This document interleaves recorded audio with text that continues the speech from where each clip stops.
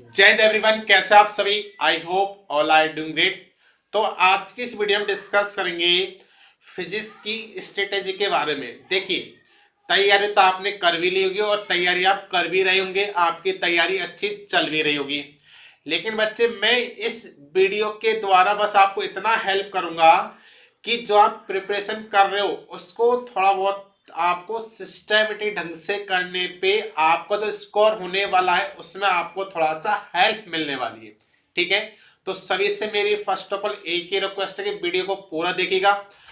Video में आपको कुछ ऐसी इंपॉर्टेंट जानकारी जरूर मिलेगी जो कि आपकी प्रिपरेशन में बूस्ट अप करने में आपकी हेल्प करेगी ही करेगी, इतनी मेरी गारंटी है।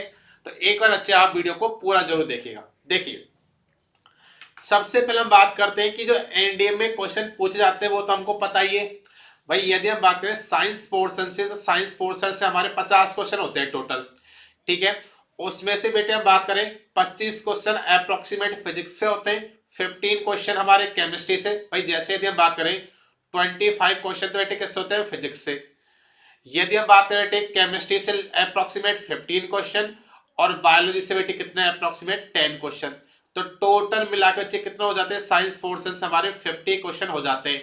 और आप सभी जानते ही हैं कि एक क्वेश्चन बच्चे 4 नंबर का होता है, तो इस तरह के बच्चे कितने नंबर के 200 नंबर हमारे बच्चे केवल साइंस पोर्शन से आते हैं। देखिए, यदि हम बात करें ट्रेंडिंग में भी कि किस तरह ट्रेंड चलता आ रहा है, केवल स्पेशली यदि बात करें फिजिक्स के क्वेश्चन, देखो यहां से मैं एग्जाम टू एग्जाम आपको थोड़ा सा सिंप्लीफाई करता हूं। देखो आपको पता है, यदि हम बात करें एनडीए 1 2018 में 25 आए थे, फिर 2 बच्चे 27 हो गए थे। वेरिएशन चलता रहता है, एक दो क्वेश्चन ऊपर नीचे हो जाते हैं। इस तरह बच्चे 19 में भी देखो फर्स्ट पेपर में 23, सेकंड में 26। 2020 में आप जानते हो लॉकडाउन की वजह से एक ही पेपर हुआ था, उसमें 25 क्वेश्चन आए थे। 21 में बच्चे पहले 26 फिर 25, इस तरह 2022 में बच्चे पहले 26 फिर 2022 के सेकंड शिफ्ट में 25 क्वेश्चन, इस तरह 23 की दोनों शिफ्ट में फर्स्ट में 24, सेकंड में 25। और इस बार जो हमारी 2024 की फर्स्ट शिफ्ट है बच्चे, उसमें क्वेश्चन कितना आ सकते हैं, 23 हो सकते हैं, 24, 25, 26। एक दो क्वेश्चन ऊपर नीचे चलते हैं। क्यों चलते हैं, आपने देखा होगा कि तीनों को मिला के तो 50 क्वेश्चन आने ही आने। यदि हमारा मान लीजिए फिजिक्स से 2 क्वेश्चन कम हो गई तो हो सकता है केमिस्ट्री में 2 क्वेश्चन बढ़ जाए। फिजिक्स से 2 क्वेश्चन ज्यादा हो गए, हो सकता है बायोलॉजी से 2 क्वेश्चन कम हो जाए। तो एक तो क्वेश्चन ऊपर नीचे चलता रहता है, लेकिन अप्रोक्सीमेट 25 क्वेश्चन का हमारा एवरेज रहता है। अब देखिए, हम बात करते हैं बच्चे फिजिक्स के सिलेबस के बारे में कि कौन कौन से टॉपिक इंपॉर्टेंट है, कौन कौन से क्वेश्चन यहां से आते हैं, कौन कौन से टॉपिक से कितने क्वेश्चन पूछे जाते हैं, किस किस तरह के क्वेश्चन पूछे जाते हैं। देखिए, यदि मैं बात करूं बच्चे एनडीए में, स्पेशल में एनडीए की बात करूं, तो एनडीए में टफ क्वेश्चन कभी नहीं पूछता।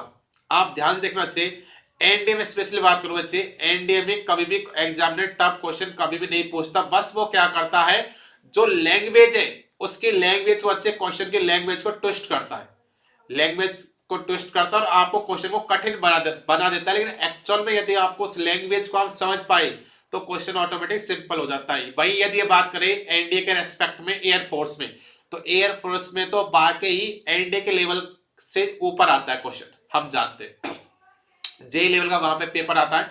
एनडीए में केवल ट्विस्ट किया जाता है क्वेश्चन को। यदि आप लैंग्वेज को समझ गई तो फिर क्वेश्चन आपका सिंपल है। तो एनडीए के लिए आपके कॉन्सेप्ट अच्छे होने चाहिए। ये मान लीजिए 70% कॉन्सेप्चुअल क्वेश्चन आते हैं, 30% हमारे न्यूमेरिकल क्वेश्चन आते हैं एनडीए में। ठीक है, जैसे 25 में से ये मान लो हमारे 15 क्वेश्चन थ्योरी के आते हैं, 10 क्वेश्चन अप्रोक्सीमेट न्यूमेरिकल आते हैं। लेकिन न्यूमेरिकल भी बहुत ज्यादा टफ नहीं आते, सिंपल फॉर्मूला बेस्ड आते हैं, थोड़ा बहुत आपको प्रैक्टिस करनी होती है। लेकिन मेन आपको कॉन्सेप्ट क्लियर होने चाहिए। भाई कॉन्सेप्ट क्लियर है तो आप क्वेश्चन करने में वो भी आपकी हेल्प करेगा कॉन्सेप्ट ही। अब देखिए क्या क्या हमारा सिलेबस रहता है वो देखिए। देखिए, सबसे पहले बात करते हैं कौन सा टॉपिक, यूनिट एंड डायमेंशन। मैं कहता हूं ये टॉपिक ऐसा टॉपिक है, यहां से हर आज तक पेपर ही नहीं हुआ जिसमें इसमें से एग्जाम में क्वेश्चन नहीं आया हो। हर पेपर में मतलब जिसमें फिजिक्स पूछ जाते हैं उसमें यूनिट एंड डायमेंशन से क्वेश्चन आता ही आता है। भाई जितने भी चैप्टर पढ़ेंगे उनमें जितनी भी क्वांटिटी आएगी उनकी यूनिट और डायमेंशन से। और आप पिछला पेपर उठा के देख लो, उससे पहले वाला उठा के देख लो, हमेशा 2 से 3 क्वेश्चन आते ही आते बेटे, ये तो फिक्स है। और कुछ नहीं करना आपको, यूनिट और डायमेंशन निकालने का पता होना चाहिए, और हर क्वांटिटी में या हर चैप्टर में जो जो क्वांटिटी आएगी उनकी आपको यूनिट याद रखनी है और डायमेंशन आप निकाल सकते हो। ठीक है, हाँ इसमें कोई बहुत डिफिकल्ट नहीं पूछता बच्चे। यहाँ पे जो सिंपल हमारे कॉन्सेप्ट होते हैं ना वो 9th के ही होते हैं, कभी 11th में नहीं जाते। जैसे हम बात करें यूनिट एंड डायमेंशन में, आपको यूनिट और डायमेंशन के बारे में ही पता होना चाहिए। जैसे इसमें आपका जो मेजरमेंट वाले क्वेश्चन कभी नहीं आते, वर्नियर, कैलिपर, स्क्रू गेज वाले, मेजरमेंट वाले, एरर वाले, ऐसे क्वेश्चन नहीं आते, सिंपल यूनिट और डायमेंशन बस। अब बात करते हैं सेकंड पोर्शन हमारा मोशन वाला या फिर बोल दो मैकेनिक्स वाला। इसमें कौन कौन से टॉपिक आते हैं मैं सेपरेट कर रहा हूं आपको एक एक बच्चे। इस वजह से आप बात करते हैं 1D मोशन, 1 डायमेंशनल मोशन बच्चे। उसके बाद हम बात करें 2D motion, 2D motion in the projectile और सर्कुलर। प्रोजेक्टाइल से बच्चे वही 2-3 कॉन्सेप्ट हमारे सिंपल सा 2 पेज में आपको पढ़ लेते हैं इसको, रेंज के बारे में, हाइट के बारे में और टाइम ऑफ फ्लाइट के बारे में। तो प्रोजेक्टाइल से तो आज तक सिर्फ 2 क्वेश्चन बने, मैंने जितने आज तक जितनी बुक कहीं पे पीवाईक्यू देखे केवल 2 क्वेश्चन बने, ज्यादातर क्वेश्चन बनते हैं सर्कुलर मोशन से। उसके बाद बच्चे Newton law of motion, work power energy, gravitation, simple harmonic motion.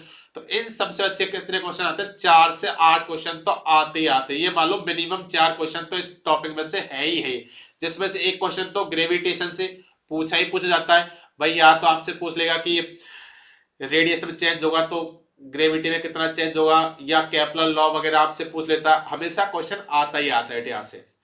Next यदि हम बात करें साउंड वेव, साउंड वेव से बहुत अच्छा टॉपिक है, इससे भी क्वेश्चन पूछा ही पूछा जाता है। स्पेशली साउंड वेव की जो प्रॉपर्टी होती है उनके बारे में पूछता है, और जो आपके ट्रांसवर्स और लॉन्गिट्यूडल वाला कॉन्सेप्ट है वहां से आता ही आता है क्वेश्चन। या फिर जो आपकी फ्रीक्वेंसी के आधार पर हम टाइप करते थे, मैं पढ़ा नहीं रहा बस बता रहा हूँ क्वेश्चन कहां से फ्रेम किए जाते हैं। जो हम पढ़ते हैं बच्चे इंफ्रासोनिक, ऑडिबल, अल्ट्रासोनिक वेव, वो वाला क्वेश्चन यहां से आता ही आता है हमेशा। आप ट्रेंडिंग भी देख सकते हो, तो इसलिए आपको पी वैक्यू करना बहुत जरूरी है। और उसके लिए मैं आपको शानदार एक चीज बताऊंगा वीडियो को लास्ट में, इसलिए मैं कर रहा हूं वीडियो को लास्ट तक बने रहिएगा। नेक्स्ट टॉपिक बेटे हमारा थर्मोडायनेमिक्स। इसमें हम हीट और टेम्परेचर हम डिस्कस करते हैं। तो बेसिकली इससे बच्चे 3 से 5 क्वेश्चन पूछे जाते हैं इस टॉपिक से भी। नेक्स्ट यदि हम बात करते हैं ऑप्टिक्स, भाई साहब लाजवाब लाजवाब टॉपिक। मैं कहना चाहूंगा कि ऑप्टिक्स यदि आप, मैं हमेशा हर बच्चों को कहता हूं ऑफलाइन में बेटे या ऑनलाइन में जब भी पढ़ाता हूं, कि यदि आपने ऑप्टिक्स छोड़ दिया इससे अच्छा फिजिक्स सब्जेक्ट छोड़ दो, और यदि आपने फिजिक्स सब्जेक्ट छोड़ दिया इससे अच्छा आप एनडीए की तैयारी छोड़ दो। सीधी सी बात है। तो ऑप्टिक्स टॉपिक को आप नजरअंदाज नहीं कर सकते बेटे फिजिक्स में। अकेले से इस टॉपिक से अकेले से बच्चे मिनिमम 5 क्वेश्चन, मिनिमम, मैक्सिमम तो इसमें से 13 क्वेश्चन आए बच्चे अकेले टॉपिक में से। और कोई बहुत भारी भरकम टॉपिक नहीं है, सिंपल वही reflection, refraction, TIR, scattering, lens के बारे में, मिरर के बारे में, वही कॉन्सेप्ट है, दृश्य आई डिफेक्ट वगैरह, वही सिंपल कॉन्सेप्ट। और यहां से मान लो आपको फ्री के नंबर मिलते हैं बेटे। बहुत शानदार टॉपिक है, तो इसको जरूर करके जाना। नेक्स्ट बात करते हैं बेटे हम फ्लूइड। ठीक है, तो बच्चे फ्लूइड से भी 2-3 क्वेश्चन हमेशा आते हैं, और सिंपल क्वेश्चन आते हैं फ्लूइड से, कोई ज्यादा हार्ड भी नहीं आते। इलेक्ट्रिसिटी, भाई साहब इसको करके जाना। इलेक्ट्रिसिटी से बहुत ही सिंपल रेजिस्टेंस की प्रॉपर्टी के बारे में पूछता है आपसे, करंट वगैरह, चार्ज वगैरह, जो इंस्ट्रूमेंट डिवाइस होते हैं उनके बारे में सिंपल क्वेश्चन पूछते हैं। तो सिंपल यहाँ से 3 से 4 क्वेश्चन हमारे बनते ही बनते।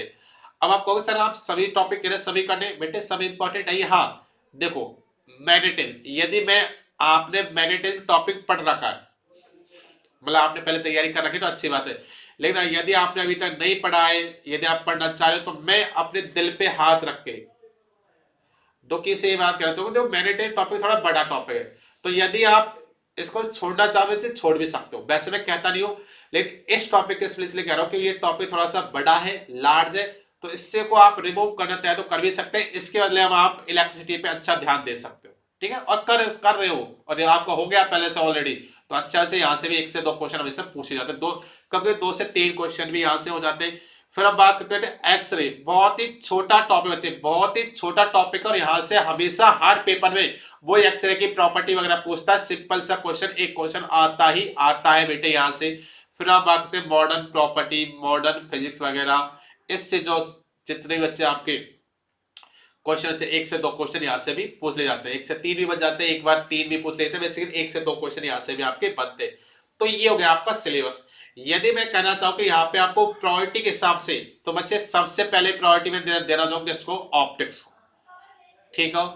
ठीक है, सेकंड प्रायोरिटी प्रायोरिटी बेटे मैं देना चाहूंगा मोशन वाले टॉपिक, और मोशन कोई बहुत हार्ड नहीं बेटे, मैं पहले कर रहा हूँ, वो नहीं कि 11th वाली नहीं, वही 9th वाली टॉपिक, किसी ऑब्जेक्ट को ऊपर फेंका तो नीचे आएंगे तो वेग कितना होगा, फाइनल वेलोसिटी कितनी होगी, ऊपर जाएंगे तो मैक्सिमम हाइट कितनी होगी, वही सिंपल तीनों इक्वेशन लगानी है आपको न्यूटन लॉ की, v is equal to u plus a t, s is equal to u t plus half it is a t square, और v square equal to u square plus 2s, उनसे खेल खत्म बेटे।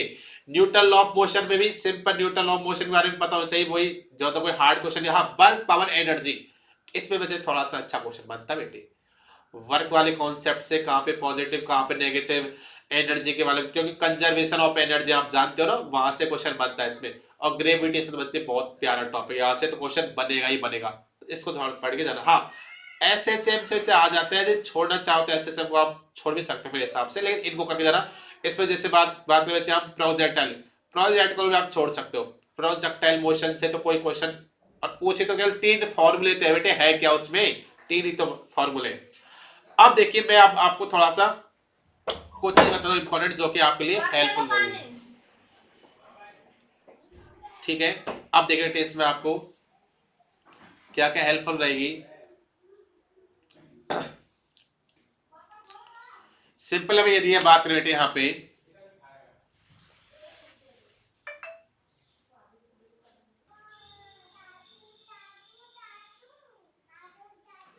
अब देखो अब क्या क्या चीज इंपॉर्टेंट है उनको ध्यान दीजिए।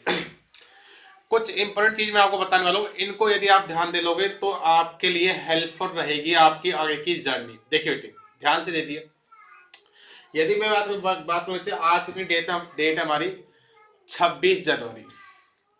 आज डेट बेटे कितनी, 26 जनवरी।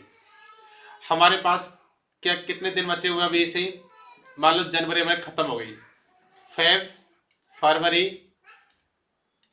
मार्च और अप्रैल। अप्रैल को 25 को एग्जाम, तो केवल 20 दिन मान लेते हैं, ठीक है। अब देखिए सबसे पहला आपका ध्यान, पूरा तरह आपका ध्यान बेटे कहां पर चाहिए, सिलेबस को कंप्लीट करने में। सबसे पहले हमारा एक काम बेटे क्या, सबसे पहले सिलेबस को कंप्लीट करना है, हमें सबसे पहले सिलेबस को कंप्लीट करना है। जो बच्चे स्टार्टिंग से तैयारी कर रहे हैं उनका तो सिलेबस आई होप कंप्लीट हो गया होगा।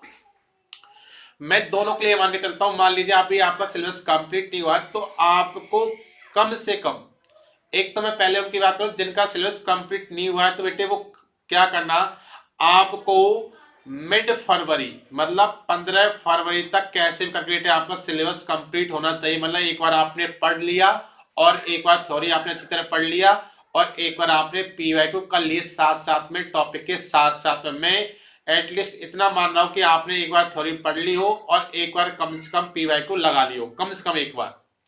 या जिन्होंने ऑलरेडी कर लिया है वो क्या करें बच्चे, एक बार क्या करने, फिर आप एक बार थ्योरी को रिवीजन कीजिएगा, ठीक है। पहले थ्योरी को रिवीजन कीजिएगा।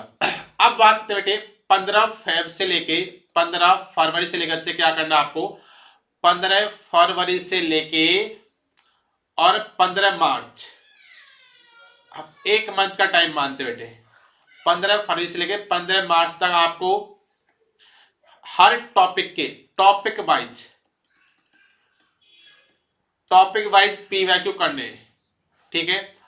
अब आप कहोगे कि सर टॉपिक वाइज पीवाईक्यू तो हमें नहीं मिलते बुक में, ईयर वाइज मिलते, उसका भी अभी मैं एक सॉल्यूशन बताऊंगा, ठीक है, उसकी भी टेंशन मत करो, लेकिन मिल जाएंगे आपको, टॉपिक वाइज मिल जाएंगे। आपके सर ने जहां भी ऑनलाइन ऑफलाइन आप पढ़ रहे होंगे बच्चे वहां से आपको प्रोवाइड कराए होंगे, नहीं तो अभी ईयर वाइज मत करना, मैं कह रहा हूं पहले आपको टॉपिक वाइज करना बेटे, टॉपिक वाइज पीवाईक्यू करने। एक बार आपने पीवाईक्यू किए बच्चे, एक बार फर्स्ट ऑफ ऑल आपको पीवाईक्यू करने हैं, फिर एक बार बेटे आपको फिर से थ्योरी रिवाइज करनी बेटे, फिर से थ्योरी रिवाइज करनी है, और फिर एक बार बच्चे फिर से दोबारा पीवाईक्यू करने। पीवाईक्यू कह रहा हूं बच्चे, मैं एमसीक्यू नहीं कह रहा आपसे, ठीक है। फिर उसके बाद 15 मार्च 15 मार्च से लेकर बच्चे 30 मार्च तक आपको क्या करना है भाई, टॉपिक वाइज हमारे पीवाईक्यू हो गए। अब आपको बच्चे ईयर वाइज, अब आपको क्या करना है, ईयर वाइज पीवाईक्यू करने हैं, ठीक है। ईयर वाइज आपको पीवाईक्यू करने हैं, क्योंकि जब आप साथ साथ देखो, अब आप कहोगे एमसीक्यू, बेटे जब मैं आपसे कहता हूँ कि आपको थ्योरी पढ़नी है तो थ्योरी हमेशा क्वेश्चन के साथ ही तो आप पढ़ते होंगे ना, एमसीक्यू के साथ में, तो एमसीक्यू तो हो गए। अब लास्ट में हमको किस तरह के, यदि आप टोटल पीवाईक्यू कर भी लेते हो भाई 2000 एटलीस्ट कम से कम 2016 से लेके या 2010 से लेके 2023 तक के पीवाईक्यू कर लेते हो बेटे, ये भी क्वेश्चन बहुत हो जाते हैं। बस आपकी उंगलियों पे रटे होने चाहिए क्वेश्चन। 25 क्वेश्चन में से ये मान लो कम से कम 15-16 क्वेश्चन तो आपको वही तो रिपीट होते हैं बार बार, तो उंगलियों पे आपके टिप्स पे वो होने चाहिए, तभी मजा है पीवाईक्यू करने से। मैं कह रहा हूं कम से कम 5 बार आपके पीवाईक्यू आपकी नजरों से होकर निकलना चाहिए, जिससे आपको याद रहे कि कौन सा पीवाईक्यू है बच्चे, कहां पे है। ठीक है, फिर उसके बाद बच्चे आपको यहाँ पे मैंने बच्चे रिवीजन जरूरी आपको, और मैं पहले आपको topic wise revision, topic wise PYQ करने, उसके बाद बेटे आपको ईयर वाइज करना है, ये मैं पहले कर रहा हूँ। और थोड़ा सा आप शॉर्ट नोट्स बना लीजिएगा, या बना लिए होंगे और नहीं बनाए तो कोई इसी जरूरत में नहीं है भाई। एक बार आप 2-3 बार एक बार थ्योरी पढ़ लेते हो ना, फिर तो बस आपको ऐसे पेज पलटने होते हैं, फिर तो तुरंत याद हो जाता है। बार बार आपको पूरा रीडिंग भी नहीं करने की जरूरत होती कि क्या मैंने लिखा है, ऐसे पेज पलटोगे तो दिमाग में आएगा कि इस पेज में क्या चीज कहाँ पे लिखी हुई है, आपको इतना कॉन्फिडेंस आ जाएगा। अब आप कहते हैं टॉपिक वाइज पीवाईक्यू, ध्यान से सुनना बेटे, आपके लिए बहुत ही शानदार मैं एक बैच लेके आया बेटे, बहुत ही शानदार। पहले सुनिए मेरी बात को, आपके लिए इंपॉर्टेंट रहे, ऐसा बैच आपको मिलेगा नहीं, ये मेरी गारंटी बेटे। देखिए सबसे पहले बात करते हैं कंप्लीट थ्योरी। कंप्लीट थ्योरी मैंने क्यों कहा यहाँ पे, क्योंकि जो अपना चैनल बच्चे science for NDA, science for NDA जिसमें केवल हम स्पेशली एनडीए की बच्चे साइंस पढ़ते हैं, फिजिक्स केमिस्ट्री बायोलॉजी, इस पे डेली, इसमें डेली 10 PM पे बच्चे मैं टॉपिक वाइज सारे चैप्टर करा रहा हूँ। कुछ टॉपिक हमारे हो गए, आधी केमिस्ट्री हो गई, आधी फिजिक्स हो गई बच्चे, ठीक है। कुछ दिनों में बायोलॉजी भी स्टार्ट कर दूंगा। तो डेली बच्चे जिनका चैप्टर नहीं हुआ या फिर जिनको लगता है किसी चैप्टर में मेरे को दिक्कत है, तो वहां से जाके वो वीडियो देख सकते। और हाँ, वहां पे जो आप थ्योरी पढ़ रहे बेटे विद पीवाईक्यू पढ़ रहे हैं, अब मैं ऐसे कभी नहीं कराता कि एक बार हमने पूरा चैप्टर थ्योरी पढ़ ली फिर उसके बाद के पीवाईक्यू करा रहे हैं, नहीं। जो थ्योरी हमने पढ़ी, किसी चैप्टर के कोई कॉन्सेप्ट पढ़ा है, तो उस पे बेस्ड यदि कोई पीवाईक्यू पूछा गया तो वो मैं साथ में कराता हूं। उससे हेल्प क्या होगी, इसके दो रीजन है। एक तो मान लीजिए आपने थ्योरी पढ़ी और फिर आप उसका पीवाईक्यू करते हो, और यदि आपसे पीवाईक्यू नहीं हुआ, इसका मतलब थ्योरी में कहीं दिक्कत है, या फिर आप उस क्वेश्चन को समझने में दिक्कत कर रहे हैं। तो पीवाईक्यू करने से फायदा क्या होता है, एक तो हमें पता चल जाता है कि जो हमने थ्योरी पढ़ी है वो आपको क्लियर है या नहीं है, और सेकंड की यहां से यदि क्वेश्चन फ्रेम होगा तो क्वेश्चन की लैंग्वेज क्या होगी वो चीज, ठीक है। Next, complete PYQ physics chemistry and biology. देखिए किसी भी बुक में जो भी आपको पीवाईक्यू मिलेंगे बेटे, कहां से मिलते हैं, जनरली 2016 से लेके 2023 तक मिलेंगे आपको, किसी भी बुक में आप उठा के देख लो, ठीक है। 14 से मिल जाएंगे ज्यादा से ज्यादा, ठीक है, 10 से मिल जाएंगे, और तो नहीं मिलेंगे। लेकिन बेटे मैं यहाँ पे जो पीवाईक्यू करा रहा हूँ, एक तो बेटे मैं करा रहा हूँ टॉपिक वाइज पीवाईक्यू, मैं गारंटी दे रहा हूँ आपको कहीं पे भी नहीं मिलेंगे। और टॉपिक वाइज कैसे, मैं यहाँ पे जैसे मोशन टॉपिक के अंदर आपको किसी बुक में देखोगे ना, मोशन का एक साथ आपको सारे पीवाईक्यू मिलेंगे, तो वहां पे आपको एक साथ पूरे मोशन के टॉपिक पढ़ने पड़ते हैं। 1D motion, 2D motion, projectile, circular, gravitation, Newton law of motion, work power energy, Newton simple harmonic motion. मैंने यहाँ पे बिल्कुल टॉपिक वाइज, मतलब 1 डायमेंशनल मोशन क्वेश्चन अलग करा रखे मैंने, वर्क पावर एनर्जी का अलग करा रखे, न्यूटन लॉ ऑफ मोशन अलग हो रहे हैं, ऐसे सब के अलग हो रहे हैं। तो सारे टॉपिक के क्वेश्चन बच्चे मैंने यहाँ पे बिल्कुल सेपरेट करके रखे। तो टॉपिक वाइज सारे मैंने क्वेश्चन करा रख, कुछ टॉपिक हमारे हो गए, कुछ टॉपिक अभी बचे हुए। और जो मैं यहाँ पे पीवाईक्यू करा रहा हूँ बेटे, तो पीवाईक्यू 2016 से लेकर 2023 तक नहीं करा रहा, मैं करा रहा हूँ बेटे 1996 से लेकर 2023। ये हमारी इंपॉर्टेंट चीज बच्चे, इंपॉर्टेंट चीज यही है। अब क्या होता है ना, जैसे हम पीवाईक्यू कर लेते हैं 2016 से लेकर 2023 तक के, अब हम सोचते हैं कि और एमसीक्यू करे और प्रैक्टिस करे, भाई उससे अच्छा तो क्या होता है, जो पीवाईक्यू पूछे गए पहले क्वेश्चन एनडीए में जो पूछे जा चुके उनको करेंगे ना, उनसे बेटर है। क्योंकि देखो हर एग्जाम का लेवल अलग अलग होता है, तो एनडीए के लेवल के जो क्वेश्चन बनते हैं हम उन्हीं को करेंगे, तो वो हमारे लिए अच्छे रहेंगे, ठीक है। तो ये बच्चे बहुत ही शानदार बैच है। तो ये बैच आप कहां से मिले बच्चे, आप एप्लीकेशन जाना बच्चे, कौन सा application, only defence academy, only defence academy application बच्चे, ये आपको बैच में बहुत ही शानदार बच्चा। ओनली बेटे ओनली कितना रुपीज रखा है बच्चे, ज्यादा कॉस्ट बच्चे, ओनली 100 रुपीज। इसमें आपको बताओ क्या मिलेगा, पूरा पीडीएफ विद नोटेशन आपको मिल रही है इसमें, और कंप्लीट सॉल्यूशन, वीडियो सॉल्यूशन हर टॉपिक के। क्या होता है ना, किसी सर ने आपको क्वेश्चन कराए, उस टाइम आपने पीवाईक्यू कर लिया, लेकिन जब आप करने जाते हो तो फिर दिक्कत आती है थोड़ा बहुत। तो बच्चे जब भी दिक्कत हो वीडियो खोलो और देख लो पीवाईक्यू किस तरह होगा, तो आपको पीवाईक्यू मस्ट है, और इससे अच्छा बैच मेरे हिसाब से आपको नहीं मिलेगा। ठीक है, और भी पीडीएफ वगैरह चाहिए बच्चे, पीडीएफ आप टेलीग्राम चैनल जरूर ज्वाइन कर लीजिए, क्योंकि यहाँ पे और भी इंपॉर्टेंट सारी पीडीएफ बच्चे मैंने यहाँ पे प्रोवाइड करा रखी है आपको। और भी कुछ डाउट होते बच्चे आप डाउट मेरे को बता सकते हैं। नंबर बेटे अपना नंबर मैं आपको दे देता हूँ बच्चे, कोई भी डाउट हो तो आप मेरे को जरूर व्हाट्सअप कर दीजिएगा, ओके, आपको हेल्प कर दूंगा मैं जो भी हो पाएगा बच्चे। नंबर बच्चे हमारा 7690845566, जो भी आपको डाउट हो कुछ भी किसी तरह का बच्चे आप यहाँ पे मेरे से कांटेक्ट कर सकते हैं। ठीक है, तो आई होप ये वीडियो आपके लिए थोड़ा बहुत हेल्पफुल रही होगी। तो आज की वीडियो बस इतना ही, फिर मिलेंगे आपसे एक और नई शानदार वीडियो बच्चे। तो सभी को all the best, very very best of luck. ठीक है बच्चे, जय हिंद, जय भारत, वंदे मातरम।